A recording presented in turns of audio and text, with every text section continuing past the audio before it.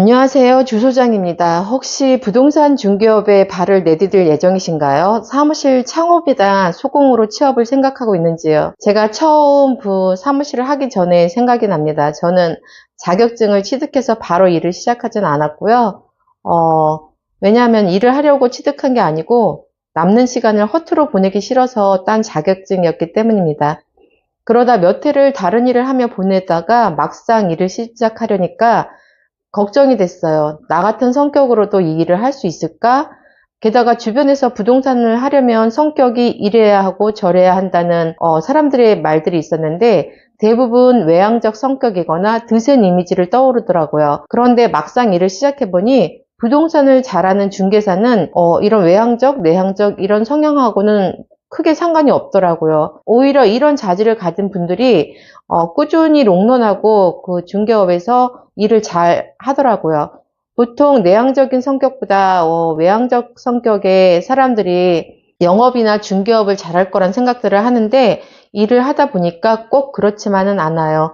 오늘 준비한 영상은 내향적, 외향적이라는 성격이 공인중개사에게 일을 하면서 미치는 영향이 혹시 있을까? 또는 이 중개업을 잘하는 그 성향은 따로 있을까 하는 의구심에서 시작됐어요. 그런데 결론은 성향이 영향을 줄 수 있겠지만 절대적이지 않고 꼭 외향적인 성향이 더 롱런하냐? 그것도 아니라는 거예요. 영상 내용은 성향에 따른 보편적인 내용과 제 개인적인 생각이 많이 들어갔기 때문에 반감이 있더라도 그냥 재밌게 봐주시기 바랍니다. 우선 고객과의 소통하는 방식을 보면 내향적 성향의 사람들은 보편적으로 차분하고 세심하잖아요. 이런 부분들이 있기 때문에 고객 상담 시 작은 디테일에 또 신경을 많이 써요. 그래서 고객의 요구사항을 잘 파악하고 있는 것 같아요. 예를 들어 고객의 자금이나 이사하려는 이유, 이런 그 고객의 현재 상황이나 어떤 부동산을 원하는지 이런 고객의 이야기를 잘 경청하고 세심하게 듣다 보니까 고객 니즈를 잘 파악을 하는 거죠.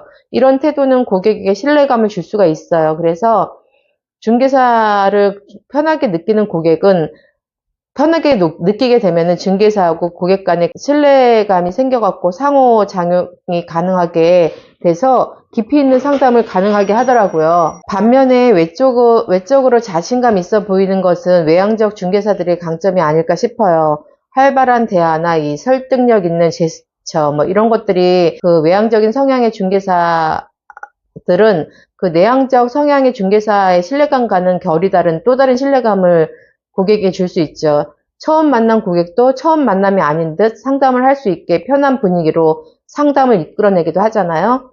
그런데 지나친 자신감을 부담스러워하는 고객도 있다는 거예요. 과유불급이라고 자신감이 지나치면 허풍이나 속빈 강정처럼 느껴져 신뢰가 떨어지기도 하고 말이 많아지면 실수도 하기도 하죠.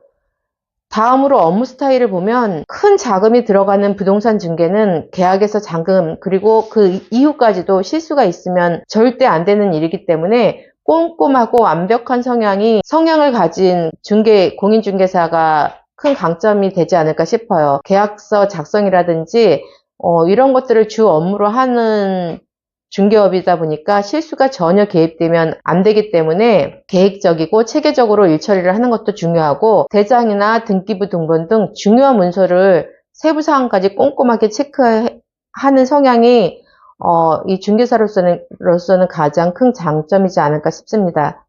하지만 일을 하다 보면은 문제가 생기는 경우가 종종 있어요. 많으면 안 되지만 문제가 생기지 않을 수가 없죠. 이렇게 문제가 생겼을 때는 외향적 사람의 즉흥적이지만 유연하게 대처하는 능력이 있을 거예요. 그리고 중개업도 사람을 대하는 일인데 관계에서 오는 스트레스나 어려움도 많아요. 사람과의 만남이나 동호회 이런 친목회 모임 같은 경우는 외향적인 사람들에게는 즐거운 일이지만 내향적인 사람은 새로운 사람들과의 만남이나 네트워킹이 쉽지 않아요.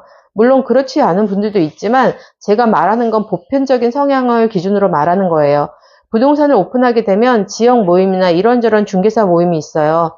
그리고 대부분 중개업 강의를 듣다 보면 네트워크를 많이 잘 활용해야 한다고 강조를 해요. 물론 중개사들끼리 네트워킹이 잘 돼 있다면 협력관계가 구축돼 갖고 중개업에 큰 도움이 되는 건 분명해요. 왜냐하면 중개업은 공동중개가 많거든요. 그렇지만 이게 안 된다고 해서 중개업을 못하냐? 그렇지는 않은 것 같습니다. 제 생각에는 네트워킹을 잘해야 한다는 강박이 생겨서 그 불편함을 감수하고 모임에 참석하고 하는 것보다는 차라리 중개업 관련해서 다른 부분에 집중하는 게 낫지 않을까 싶어요. 예를 들어 네이버 매물에만 의존하고 있다면 그 외 다양한 부동산 마케팅을 연구한다거나 실력이 바닥나지 않게, 그러니까 꾸준한 공부를 하면서 전문가로서 중개 업력을 키우는 게 더 효과적일 수 있다는 거예요.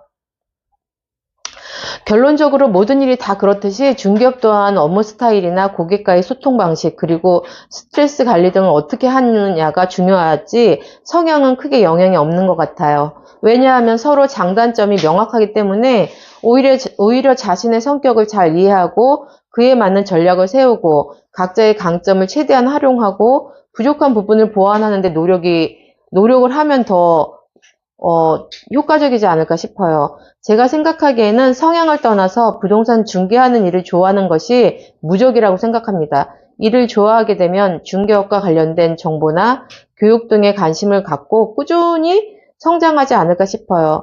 그리고 사람을 대하는 것에 두려움이 없어야 되는 게 정말 중요한 요소 중에 하나인 것 같아요. 여담으로 저는 MBTI가 INFJ예요. I 성향으로 긴장도가 좀 높은 편에 속하는 사람입니다. 저는 사람들을 만나는 것을 즐겨하거나 아주 편하게 사람을 대하지는 못하지만 상담을 할 때 제 이익보다는 고객 재산을 우선으로 한다는 원칙을 가지고 최대한 담백하고 정직하게 그리고 정성껏 상담을 해요. 상담을 하면서 저의 이런 마음을 겉으로 표현하지는 않아요. 그런데도 감사하게도 진심을 알아주는 고객분들이 좀 더 많으시더라고요. 이것도 사람에 대한 두려움을 없애는 방법 중에 하나가 아닐까 싶어요. 여러분도 그런 마음이 있다면 본인의 방법을 찾는 게 중요할 것 같아요. 중개사마다 성향이 다르듯 고객들도 성향이 다 달라요. 나와 맞는 고객이 있고 또 다른 성향의 중개사와 맞는 고객도 있어요. 중개업을 꾸준히 하면서 성장하는 사람들은 내향적, 외향적 성향보다는 지나쳐도 나쁘지 않을 자기 관리와 일에 대한 자부심, 그리고 그 진심에서 고객을 대할 때 나오는 자신감, 경험을 통해 축적된 자신만의 중개 노하우를 데이터화하거나 꾸준한 배움을 통해 내공을 단단히 하는 등의 노력을 게을리하지 않는 것들이 더 중요해요. 더불어 정말 중요한 게 있어요. 이거는 스트레스 관리예요. 회복 탄력성이란 말이 있죠. 스트레스를 받으면 혼자만의 시간을 통해서 회복을 하던 사람들과의 교류를 통해서 스트레스를 해소하던 스트레스 상황에서 오래 머물지 말고 원래 상태로 돌아오는 시간이 짧아야 해요. 저도 처음 중개업을 할 때 계약을 해도 기쁘지 않을 때가 있었어요. 왜냐? 계약을 하면 잔금 때까지 늘 신경이 쓰였고 문제가 있는 계약을 했다면 그 스트레스는 장난이 아니었어요. 그런데 어차피 내가 이 일을 계속하는 한 문제가 안 생길 수도 스트레스가 없을 수도 없다는 것이 명확하니까 언제부턴가 생각을 바꿨어요. 자, 오늘 영상이 초보 공인 중개사분이나 중개업을 힘들어하는 현직 중개사분들에게 도움이 되기를 바랍니다. 모두 좋은 일이 생길 거고요. 생길 거예요, 좋은 일. 추가로 궁금한 점이 있다면 아래 댓글 참조해 주시면 감사할게요. 자, 오늘 영상 여기까지입니다. 안녕하세요, 여러분. 오늘은 인천의 각 구별 분양권 시세에 대해 알아보겠습니다. 인천은 다양한 개발 호재와 함께 부동산 시장에서 주목받고 있는 지역이죠. 각 구별로 시세가 어떻게 형성되고 있는지, 그리고 어떤 요인들로 인해서 분양권 시세가 이렇게 좋지 않은지, 그런 요인들에 영향을 미치고 있는지 좀 자세히 살펴볼게요. 첫 번째로 볼 지역 미추홀구부터 먼저 보겠습니다. 미추홀구는 인천의 중심부에 위치해 있어요. 최근 몇 년간 많은 변화가 있죠. 재개발하는 구역들도 많고요. 그러나 최근 분양권 시세는 다소 하락세를 보이고 있어요. 이는 그 주변 재개발로 인한 공급 과잉과 수요 감소가 주요 원인으로 작용하지 않나 싶어요. 최근 분양된 아파트의 경우도 초기 분양가보다 낮은 가격에 거래가 되는 경우도 좀 있긴 해요. 다음 부평구 볼게요. 부평구는 교통이 편리하고 서울하고 좀 인접해 있어갖고, 좀 인기 있는 지역이에요. 그리고 생활 인프라가 좀 잘 갖춰져 있죠. 교통도 좋고. 그러나 최근 몇 달 동안 분양권 시세가 하락 중이에요. 이는 똑같아요. 미추홀구하고 같은 영향이 아닐까 싶어요. 신규 아파트 공급도 많아지고, 그래서 기존 분양권 가격도 떨어지고, 그리고 분양권 아니고 부평역 인근의 아파트들도 분양가 대비해서 좀 낮은 가격에 거래가 되지 않나 싶습니다. 계양구를 볼게요. 계양구는 상대적으로 좀 부평과 마찬가지로 서울하고 좀 가까운 거리에 있죠.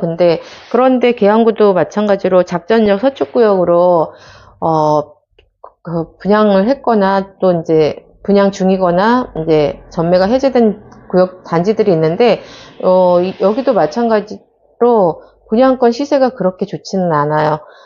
부평구, 미추홀구와 비슷하게 그 분양권의 피가 초피라고 해도 너무 낮게 거의 무피 수준으로 나오고 있습니다. 다음 서구는 최근 몇 년간 많은 개발이 이루어진 지역이에요. 그 청라 국제도시를 뿐만이 아니고 검단 신도시가 1단계, 2단계, 3단계에서 계속 분양을 하고 있죠. 하지만 그 검단 같은 경우는 분양가 상한제 지역이라서 청약이 뭐 미분양 나거나 하지는 않아요. 그런데 이제 분양권 같은 경우도 그 검단 신도시하고 인접해 있긴 하지만 바로 인접해 있는 단지임에도 불구하고서 거의 프리미엄이 아주 낮은 수준에 형성되고 있어요. 연수구 같은 경우는 연수구가 지금 현재는 가장 문제가 아닐까 싶어요. 연수구의 대표 도시가 송도잖아요. 그 송도가 지금 워낙 인기 있는 지역이고 인천에서도 가장 탑인 지역이 아닐까 싶은데 그런데 여기서 마이너스 피가 다른 구보다 더 많이 큰 폭으로 하락을 했다는 거예요.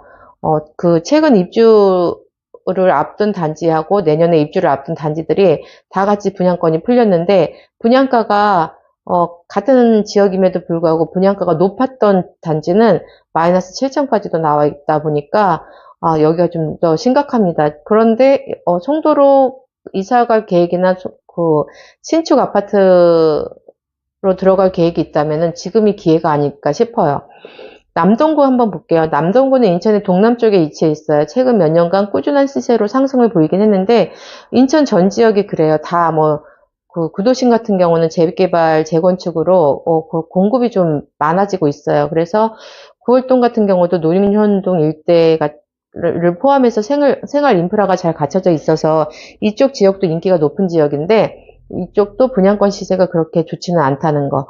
그리고 아직은 영종구가 아니죠. 이제 영종구가 될 예정인데 인천국제공항이 위치한 지역이고 그 개발 호재도 많고 보물섬이라고 거기서 사는 사람들은 그렇게 얘기를 하긴 하는데 여기도 마찬가지로 분양권 시세가 너무 좋지 않습니다.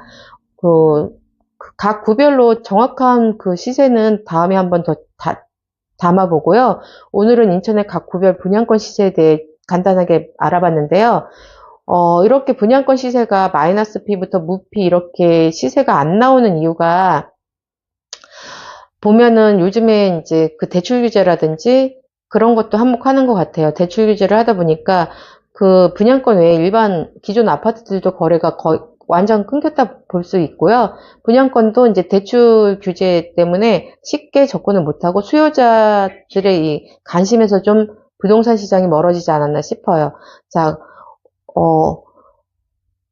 그 분양권을 팔고 싶으신 분이나 매도자분들 그리고 분양권을 구매하고 싶은 매수자분들께서는 아래 댓글이나 이메일로 연락처를 남겨주시면 신속하게 상담을 해드릴게요. 인천 전지역 분양권 입주권 상담 가능하고요. 여러분의 소중한 자산을 안전하고 효율적으로 거래할 수 있도록 최선을 다할게요. 자, 오늘의 영상 여기까지고요. 자, 생길 거예요. 좋은 일. 다음에 뵐게요.